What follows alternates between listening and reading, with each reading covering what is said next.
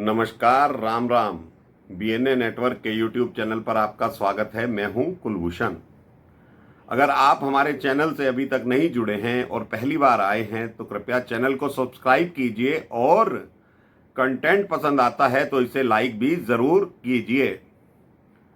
दिल्ली के मुख्यमंत्री अरविंद केजरीवाल आजकल चुनावी दौरों पर हैं।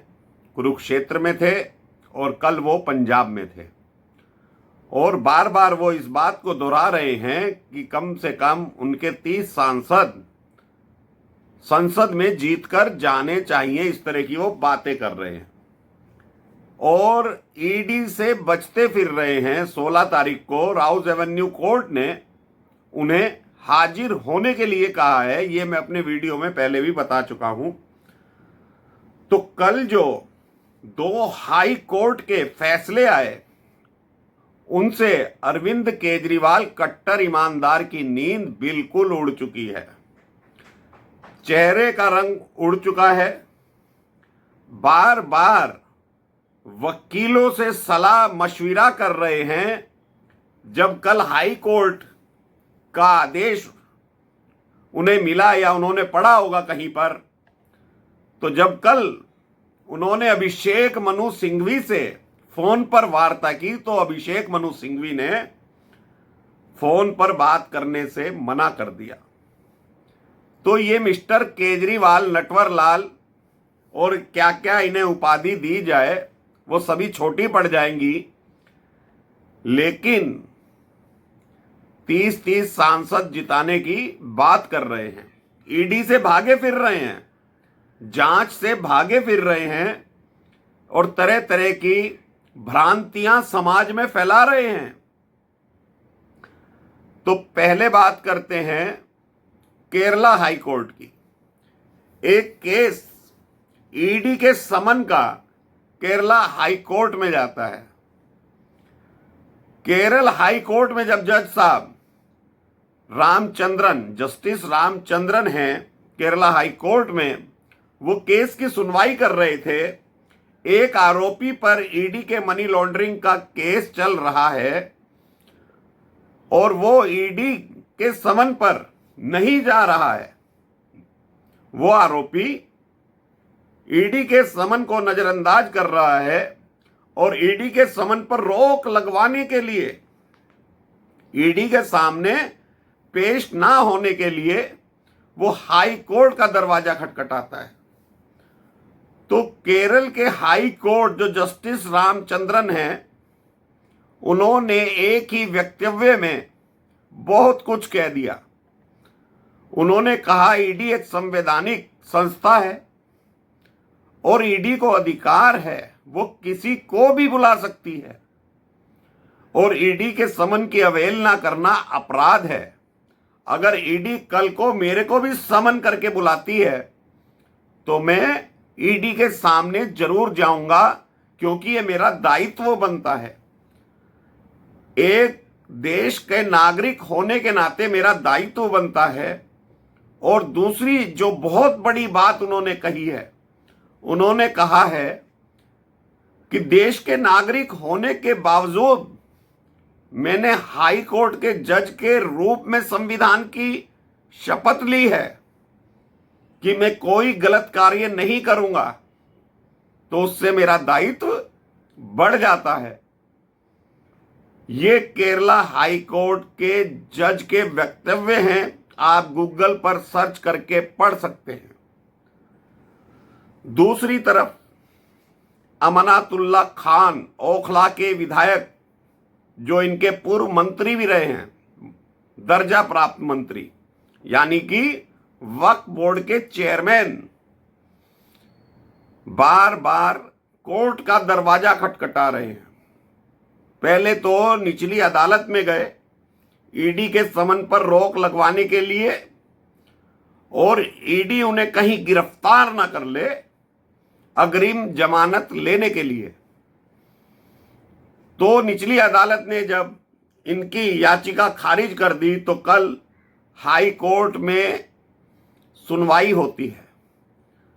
तो खान साहब के वकील माय लॉर्ड के सामने भीख मांग रहे थे कि अग्रिम जमानत दे दी जाए। ईडी जो है वो केंद्र सरकार की एजेंसी है और वो आम आदमी पार्टी के कार्यकर्ताओं को, नेताओं को जेल में डालना चाहती है। इसलिए ईडी कार्रवाई कर रही है अरविंद केजरीवाल के ऊपर और केजरीवाल के विधायकों के ऊपर।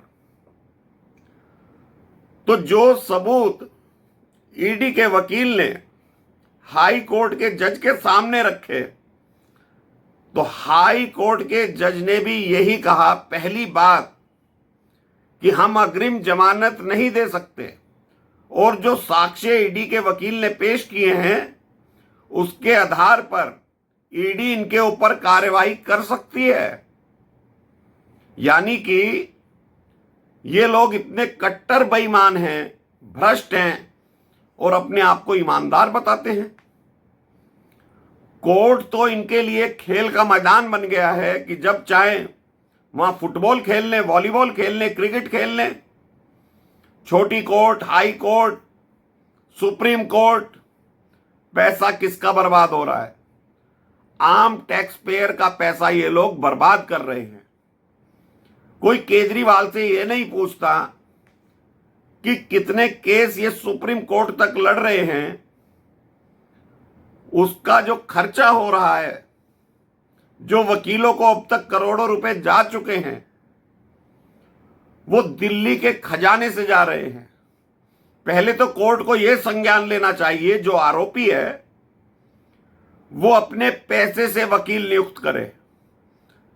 अगर वो बेगुनाह है तो वो सरकार से पैसे ले सकता है। इस तरह का कानून या तो केंद्र सरकार बनाए, नहीं तो सुप्रीम कोर्ट संज्ञान ले इस चीज के लिए।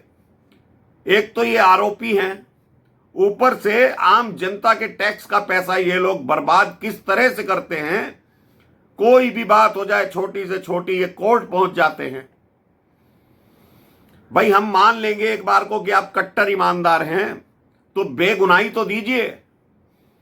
ये जो आप हर बात के लिए कोर्ट का दरवाजा खटखटा देते हैं, वक्फ बोर्ड की संपत्तियां लीज पर दे दी खान साहब ने, इनके जो ओखला के विधायक हैं। कई भर्तियां कर दी रिश्वत के तौर पर, जो रकम वसूली गई उसके एवज में बेनामी संपत्तियां खरीदी गई करोड़ों रुपए की। जो ईडी ने दस्तावेज दिल्ली हाई कोर्ट में पेश किए हैं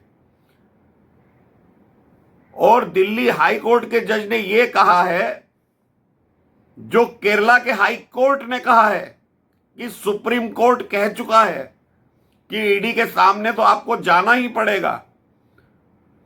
तो जब अमानतुल्लाह खान ये सुनता है, उसका गुरु घंटाल केजरीवाल सुनता है कि ईडी के सामने तो जाना ही पड़ेगा। अरे भाई, ईडी के पास साक्ष्य हैं, वो साक्ष्य रखेगी कोर्ट में। आप बेगुनाह हैं तो छूट जाएंगे, बरी हो जाएंगे। केरला हाई कोर्ट के जस्टिस रामचंद्रन ने एक बात और कही कि अगर आप निर्दोष हैं, आप बेगुनाह हैं, फिर भी आपको ईडी परेशान करती है, तो हम बैठे हुए हैं, आप बेहिचक होकर हमारे पास आ सकते हैं, मैं आपकी सहायता करूंगा। तो भाई, ईमानदारों के लिए अदालतें खुली हुई हैं, जज साहब बैठे हैं।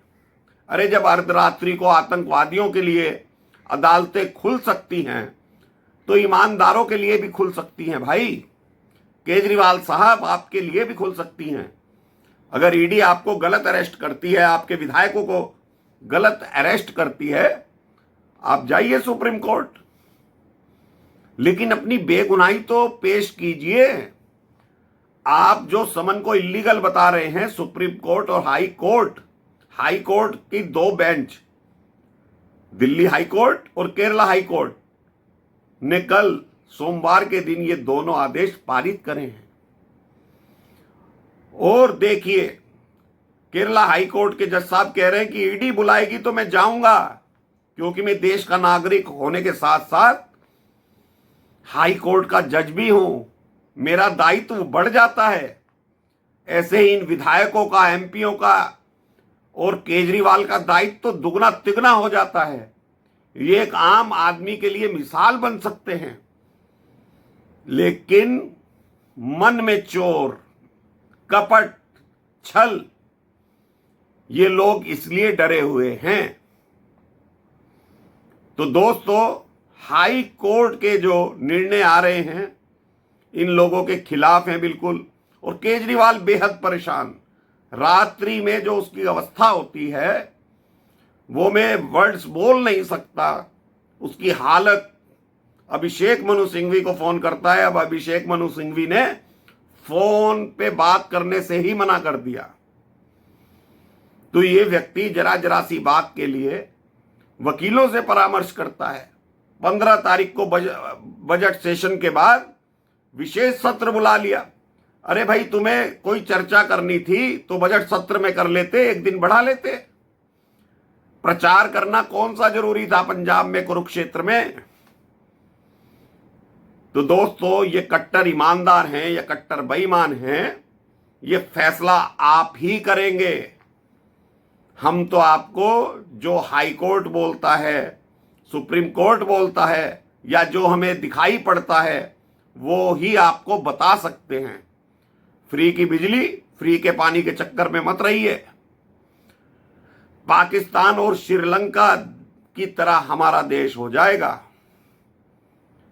देश को अगर मजबूत बनाना है तो भ्रष्टाचारियों के खिलाफ राष्ट्रद्रोह के केस चलने चाहिए। अगर वो गुनहगार साबित हो जाएं तो फांसी की सजा होनी चाहिए। तो दोस्तों, अभी के लिए इतना ही। मेरा कंटेंट आपको पसंद आए तो इसे लाइक जरूर कीजिए, चैनल को सब्सक्राइब कीजिए। धन्यवाद, नमस्कार, भारत माता की जय।